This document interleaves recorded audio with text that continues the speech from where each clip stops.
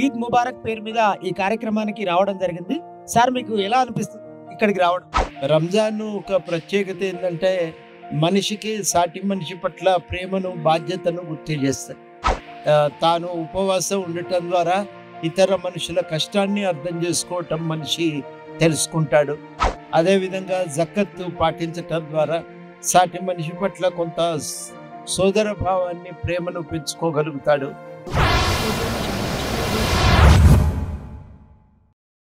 వర్తమానం ఛానల్కు స్వాగతం. నేను మీ ఉదయ్ కుమార్. ఈరోజు మన ఎమ్మెల్సీ కోదండరామ్ సార్ తెలంగాణ ఉద్యమంలో ప్రత్యేకమైన పాత్ర వహించి తెలంగాణ జేఏసీకి చైర్మన్ నుండి 4 కోట్ల మంది ప్రజానికానికి ఒక ఆత్మగౌరవ పోరాట వీరులుగా ఉన్నటువంటి సందర్భం. అదే క్రమంలో ఈరోజు ఈద్ ముబారక్ పేరు మీద ఈ కార్యక్రమానికి రావడం జరిగింది. సార్ మీకు ఎలా అనిపిస్తుంది ఇక్కడికి రావడం? ఇది మాకు అందరు కూడా పాత మిత్రుడు. 2 విధాలుగా సంతోషం ఏంటంటే చాలా రోజుల తర్వాత అందరం మళ్ళీ కలుసుకున్నాం ఒకటి. రెండవది చాలా కీలకం, రంజాన్ పండుగ అందరం కలిసి ఇట్లా జరుపుకోవటం కూడా చాలా బాగుంది. ఈ ఈద్ మిలాప్ కార్యక్రమం పేరుతో తరచూ కలుస్తూ ఉంటాం, కానీ ఇవాళ అందరం కూడా ఒక సంతోషాన్ని పంచుకోవటం.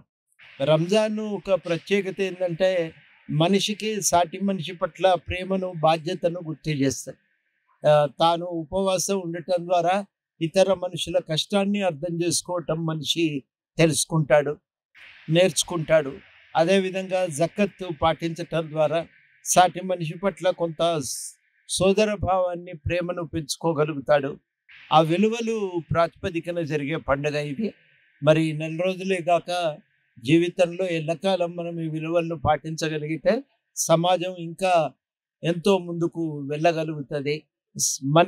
మనుషులు సోదర భావంతో కలిసిమెలిసి బతకగలుగుతారు. మరొకసారి అందుకని రంజాన్ ఒక ఔన్నత్యాన్ని అందరం గుర్తుపెట్టుకోవాలని చెప్తూ అందరికీ ఈద్ ముబారక్, రంజాన్ మాస శుభాకాంక్షలు. సార్ అదేవిధంగా ఈ దేశంలో మత ఆధిపత్యం అనే భావన బయట చర్చ నడుస్తా ఉన్నది. కానీ ఈ సందర్భంలో ఒక ప్రభుత్వంలో మీరు భాగస్వామిగా ఉంటూ ఈ కార్యక్రమానికి వచ్చే క్రమంలో ఈ సమాజానికి ఏం సందేశం ఇవ్వాలనుకుంటున్నారు? సమాజానికి ఇచ్చే సందేశం ఒకటే, మనం ఏ మతమైనా ఒకటే నేర్పిస్తుంది. సాటి మనిషితో బాధ్యతగా వ్యవహరించాలని నేర్పిస్తుంది. మనిషి పుట్టడమే ఇతర మనుషుల అభ్యున్నతి కోసమని. ఇతర మనుషుల అభ్యున్నతికి మనం అందరం కూడా వాహనంగా పనిచేయాలని నేర్పిస్తారు. ఆ బాధ్యతను కనుక గుర్తెరిగితే మతాల మధ్య ఘర్షణలు ఉండవు. కాకపోతే ఒకటి, ఈ మధ్య కాలంలో సాంస్కృతికంగా తర్వాత మతపరంగా మనుషుల మధ్య గతంలో ఏవైతే ఇచ్చిపుచ్చుకునే సంబంధాలు ఉన్నాయో అవి తెగిపోయినాయి. వాటిని మళ్ళీ మనం పెంపొందించుకోవాలి. హైదరాబాద్ జనజీవితం అనేది గంగా జమున తెహజీబ్ ఆధారంగా అది నిర్మితమైంది.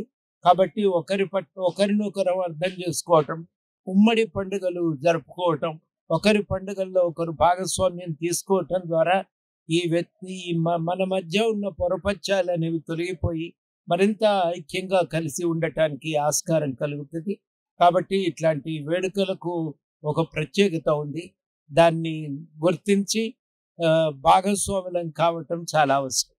సార్ అదేవిధంగా కోదండ రామరెడ్డి అనే పేరు తీసేసి కోదండరామ్ అనే పేరు పెట్టుకొని ఉస్మానియా యూనివర్సిటీ రిటైర్డ్ ప్రొఫెసర్గా సమాజానికి చాలా కాంట్రిబ్యూట్ చేశారు మీరు.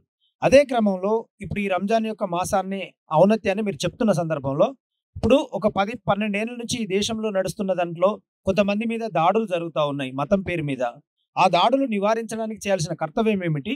మీలాంటి బహుముఖ మేధావి అసలు ఏం సందేశం ఇస్తాడు? ఎట్లుండాలి? సెక్యులర్ భావన మీద, సెక్యులర్ అంటేనే అర్బన్ నక్సలైట్ అని అది ఇదని బయట మాట్లాడుతూ ఉన్నారు కదా.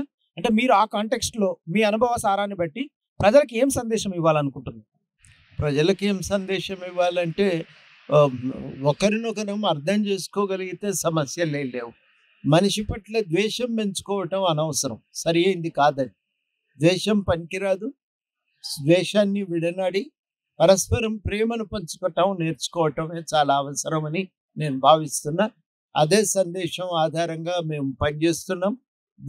ఏ రంగంలో ఎప్పుడు ఏ కార్యక్రమాలు చేసినా ఆ సందేశాన్ని వ్యాప్తి చేయటానికే ప్రయత్నం చేస్తాం. ఓకే, ధన్యవాదాలు. Professor retirement professor sir Kodandaram sir తన ఈద్ ముబారక్ పేరుతో తమ యొక్క అమూల్యమైన అభిప్రాయాలు వ్యక్తీకరించారు.